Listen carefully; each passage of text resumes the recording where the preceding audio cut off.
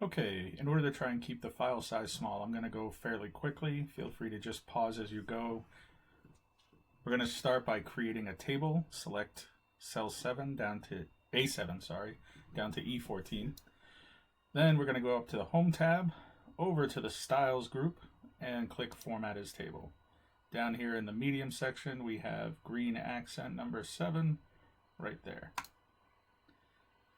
The dialog box here will tell us the field that we're choosing to format as a table, and you should by default have the My Table has headers box clicked. If it is not checked off, go ahead and fill that in, then hit OK. Now that the table has been created, we're going to go ahead and rename that range. You can do that here in the name box, or you can do it by the table name here. Just type in the word inventory. Enter. And then we are also going to create a new field by clicking in F7. Type the word value. Once you hit enter, the table will automatically add another column, and all the appropriate formatting. We do need to enter the formula, so go ahead and enter the equal sign. We're going to multiply list price, asterisk, for the multiplication, by the quantity in stock. You can also just type D8 times E8. They both produce the same result. Hit enter. And the table also fills in that formula for the remaining rows. Next, we're going to go up to the Data tab, the Table Design tab. And here in the Table Style options, we're going to enable the total row, which then puts the word total and sums the value column, as well as adding a double green line across the bottom. Now that that is done, we're going to go ahead and format the range from F8 to F15 as currency. So you go to the Home tab, over here to the Number group, and select Currency. It shows currency, but we'll just click it to be sure. Now that that is done, we're going to move on to the title range. Right now, the title inventory management is contained in cell A6. When we click on it, you can see inventory management here in the formula bar. B6 is empty. And we had that centered originally, but now that we added another value field, it went ahead and kept the original centering. So we're going to change that by highlighting A6 through F6. And you might use merge and center, but that's going to combine all these cells into one cell, and for some reason the exercise doesn't want us to do that. It wants to leave these cells individual. So we're going to right click on that selection, go down to Format Cells. Up here we have the Alignment tab, and then here in the horizontal drop-down box we have the option to center across selection. Okay, and now it's recentered. All those fields are still available, and the data is still there in A6. Now that we've done that, we're going to format this title.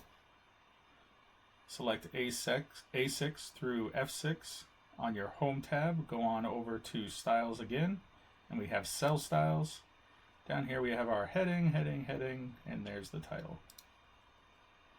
Now that we have done that, we're going to go ahead and create the criteria and exchange ranges. We'll do that by selecting A6 through F7.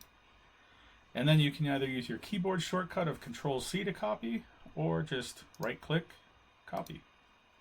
We're going to copy this to cell A1. Again, you can use a shortcut, Control-V.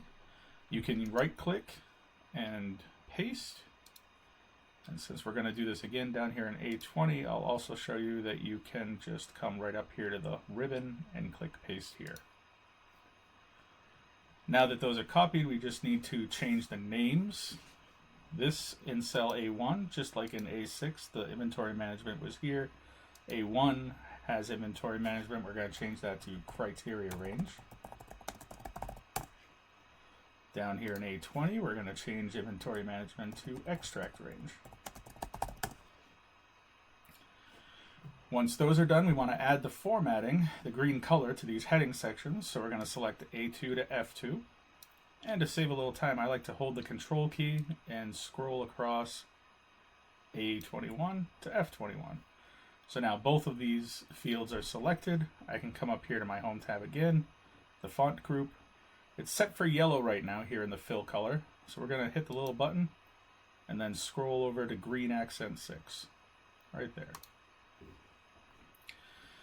Now that we have the colors set, we're going to go ahead and name these series, just like we named the range here in our table to inventory.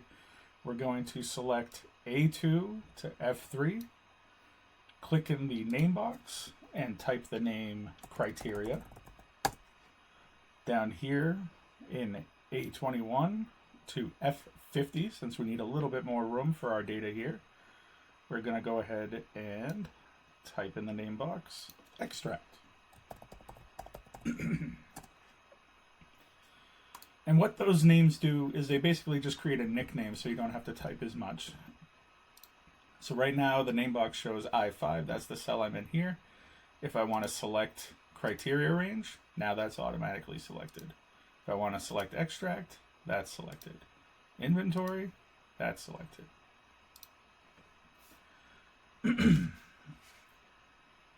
After we've named the ranges, we're going to go ahead and save the worksheet so we don't lose any of our information. And we're going to move on to the extraction part of the assignment. You need to perform 4 searches and display the results of all 4 searches in the extract area of the worksheet. We begin by entering the search criteria. Search criteria are going to be entered in this range here. It's going to be entered according to what you're trying to produce. So our first search, according to the search and extract criteria list on the instructions, is to extract all inventory items with more than 10 in stock. So here in quantity in stock, we're going to go ahead and type greater than 10. And it's not a formula, it basically just tells Excel what criteria to use when it's filtering. Next, we're going to click in our table here. Anywhere is fine, I just always click on the top. Go up to your data tab, and over here in the sort and filter group, you have the advanced button. When you click this, the advanced filter dialog box pops up. And currently, if we were to just hit OK, it would filter our table to just show that which meets the criteria. We don't want that. We want to copy what we filtered down to the extract range here. So we're going to select copy to another location. And as far as these fields go, the list range, that's just where Excel looks for the data that it's going to filter. So we have it set for A7 to F15, our inventory management table here. The criteria range is where Excel looks to decide what to filter out. So that's select for A2 to F3 right up here. And then lastly, very important, is the copy to section. This is where the results of the filter will be copied to. And right now that's for our extract range of A21 to F50. So if we click that OK now, it does produce the 2 results we're looking for. There are only 2 inventory items that are greater than 10. So we're going to move on to the second one. It's important between each of these to clear out the criteria and then enter the new criteria. For the second item, we want to extract all inventory items from the manufacturer bowls. So we're going to click into cell C3 under manufacturer, type bowls, and then we're going to go ahead and go back up to our advanced filter. We're going to click the copy to another location. Our table stays the same, our criteria range stays the same, and it automatically filled in the same extract range. The problem with that is if we click OK now, it's going to wipe out this previous extraction and just produce the one for bowls. So we actually don't want A21 to F50. You want to select a cell or a range of cells to produce that data in. Easiest way, we've got one space here, just select A25. You can type A25. Or if you have a lot of cells that you need to grab, you can always click that up arrow. That allows your cursor to come into the sheet and select as much as you need. I'm just going to click A25. Hit the enter again. And now it's copied all of the results, including the headers that are necessary for that bowls criteria.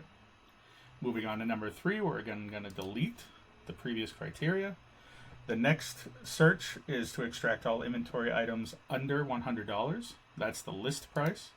So we're going to do less than $100. Again, click into the table. Again, click your filter. Copy to another location. We're still on the table. We're still on the criteria range. We don't want cell A25 this time, though. We want to do another cell. So again, we're going to delete that and go searching for the next one. Leave ourselves a space, A30. Hit enter, enter again, and there we go. One result for one inventory item under $100. One more to go. We clear out our previous criteria. Our next search is for all inventory items with 5 or less in stock and a list price of less than $300. So list price less than $300. And then you want to be careful here. If you did equal to or less than 5, the equal sign tells Excel, hey, this is a formula, and that's going to produce an error.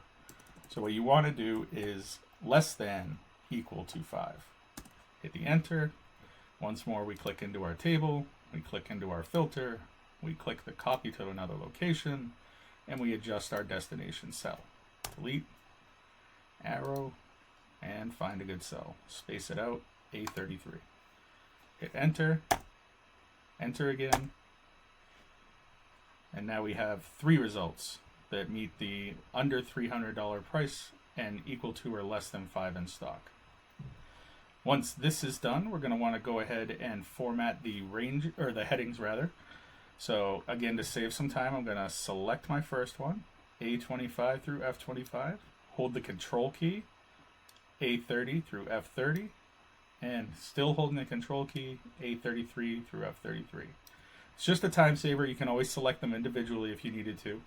And then to change the color, we go up to our home tab, back to our font group. It still has that green color selected, so we can just click on the color. For the last step, what we need to do is to show which criteria each extraction was filtered by.